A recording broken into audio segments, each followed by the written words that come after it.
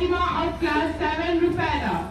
I am reading a letter of Abraham Lincoln which he wrote to his son's teacher. Dear teacher, will you please take him by his hand and teach him things he will have to know, teaching him but gently if you can.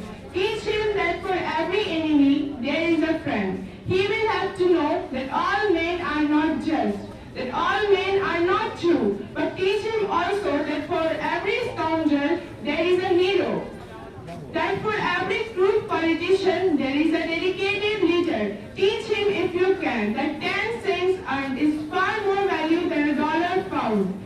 Teach him that it is more honorable to fail than to cheat. Teach him to learn how to gracefully lose and enjoy winning when he does win. Teach him to be gentle with people, tough with tough people. Steer him away from envy if you can, and teach him the secret of quiet laughter. Teach him if you can how to laugh when he is sad. Teach him there is no shame in tears.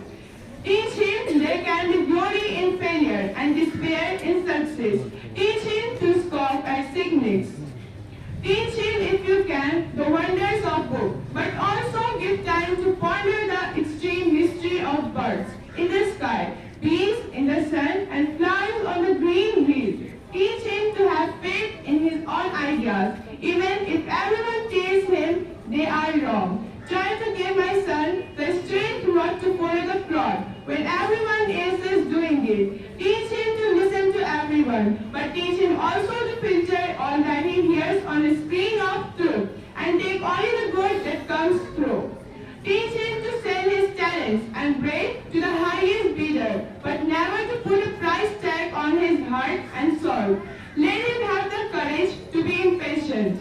Let him have the patience to be brave. Teach him to have sublime faith in himself, because then he will always have sublime faith in mankind and in God.